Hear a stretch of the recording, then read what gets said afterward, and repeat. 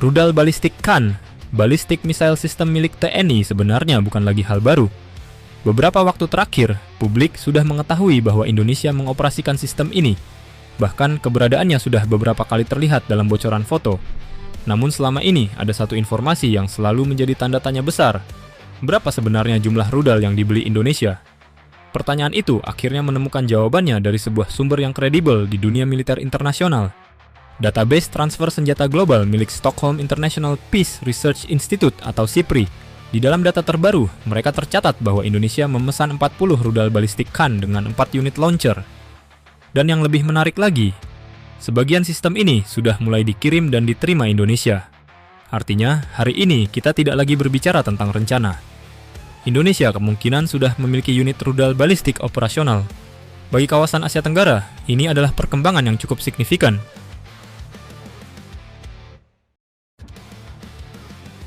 Angka 40 dalam doktrin militer.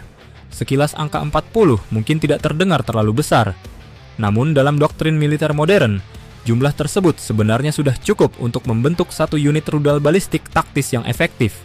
Dengan 4 launcher, rudal dapat dioperasikan sebagai baterai rudal mobile. Sistem ini bekerja dengan konsep yang sederhana, namun sangat efektif. Launcher bergerak menuju lokasi peluncuran.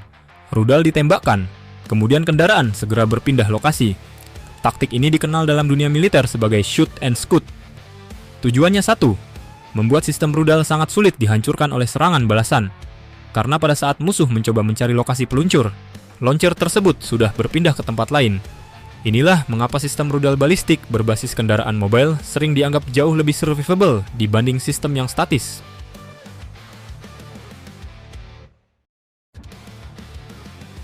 Angka resmi mungkin bukan angka sebenarnya. Menariknya, angka dari SIPRI ini bisa jadi bukan gambaran penuh. Dalam dunia militer, khususnya untuk senjata strategis seperti rudal balistik, jumlah sebenarnya hampir selalu dirahasiakan. Data internasional seringkali hanya mencatat angka minimal dari kontrak pengadaan. Negara biasanya sengaja menjaga ketidakjelasan jumlah sebenarnya. Dalam strategi militer, hal ini dikenal dengan istilah strategic ambiguity. Musuh mengetahui bahwa sebuah negara memiliki kemampuan tersebut, namun mereka tidak pernah benar-benar tahu seberapa besar kekuatan sebenarnya. Ketidakpastian inilah yang justru memperkuat efek psikologis dari senjata tersebut.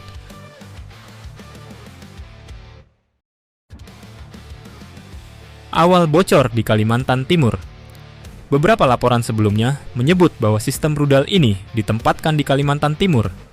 Jika benar, pilihan lokasi ini sebenarnya cukup logis secara militer. Wilayah ini berada hampir di tengah geografis Indonesia. Posisi seperti ini memberikan fleksibilitas mobilitas yang tinggi bagi sistem rudal mobile. Launcher dapat bergerak menuju berbagai wilayah jika diperlukan. Namun ada faktor lain yang mungkin jauh lebih penting. Wilayah ini juga berada dekat dengan proyek ibu kota baru Indonesia, yaitu Nusantara. Dalam perspektif strategi militer, pusat pemerintahan adalah salah satu aset paling vital yang harus dilindungi. Menempatkan sistem rudal balistik di wilayah yang sama dapat memberikan lapisan deterrence tambahan terhadap ancaman eksternal.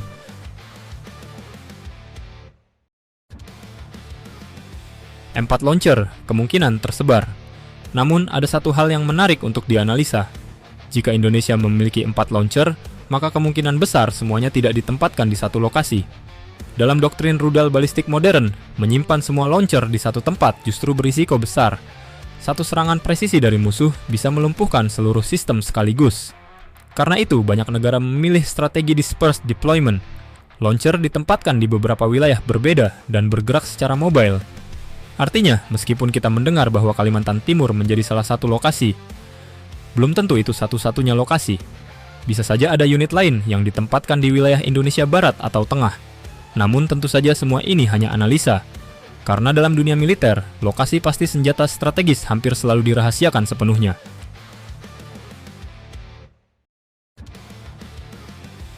Transfer teknologi, bagian paling menarik. Namun ada satu detail lain dari pembelian rudal Khan Ballistic Missile System yang sering luput dari perhatian. Pembelian ini tidak hanya mencakup rudalnya saja. Di dalam paket kerjasama dengan Turki juga terdapat transfer teknologi. Dan di dunia militer, transfer teknologi seringkali jauh lebih berharga dibanding jumlah senjata yang dibeli. Mengapa? Karena rudal yang datang hari ini hanya memberi kapabilitas operasional, tetapi teknologi yang ditransfer dapat memberi kapabilitas produksi di masa depan. Artinya, pembelian 40 rudal ini bisa saja bukan tujuan akhir, melainkan titik awal. Turki sendiri memiliki pengalaman panjang dalam pengembangan rudal balistik melalui perusahaan Roketsan. Sistem KAN yang diekspor ke Indonesia merupakan turunan dari rudal Bora Tactical Ballistic Missile yang dikembangkan untuk militer Turki. Dengan adanya kerjasama teknologi seperti ini, bukan tidak mungkin di masa depan industri pertahanan Indonesia dapat mempelajari teknologi propelan roket, sistem navigasi rudal, sistem kendali penerbangan hingga integrasi kendaraan peluncur.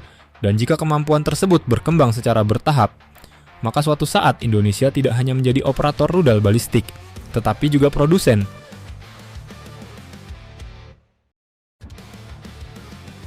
Dari pembeli menjadi produsen. Jika skenario ini benar-benar terjadi, dampaknya akan jauh lebih besar daripada sekadar memiliki 40 rudal. Karena negara yang mampu memproduksi rudal sendiri memiliki keuntungan besar. Pertama, produksi bisa diperbanyak tanpa tergantung pada negara lain. Kedua, pengembangan teknologi dapat disesuaikan dengan kebutuhan militer nasional. Dan ketiga, kemampuan ini seringkali menjadi fondasi bagi pengembangan rudal yang lebih canggih di masa depan. Banyak negara yang memulai program rudal mereka dari kerja sama teknologi seperti ini. Mulai dari lisensi produksi, kemudian berkembang menjadi pengembangan mandiri.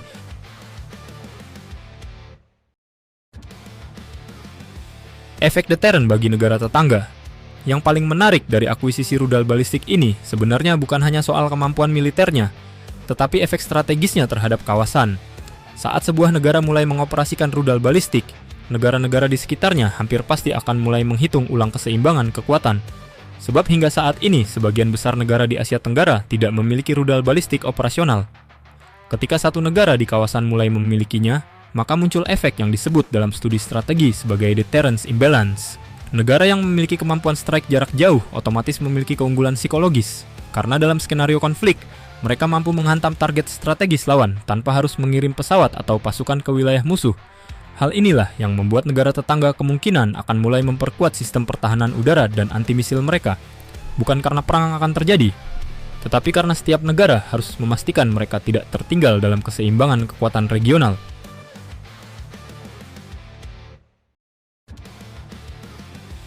"40 rudal mungkin belum terlihat besar jika dibandingkan dengan arsenal negara besar dunia. Namun, bagi kawasan Asia Tenggara, ini adalah langkah yang cukup signifikan. Untuk pertama kalinya, Indonesia mulai membangun arsenal rudal balistik taktis dalam jumlah nyata. Dan meskipun lokasi pasti sistem ini kemungkinan akan selalu dirahasiakan, kehadirannya saja sudah cukup untuk menciptakan satu efek penting dalam dunia militer, deterrence. Kemampuan yang bukan hanya digunakan untuk berperang, tetapi justru untuk memastikan bahwa konflik tidak pernah terjadi sejak awal.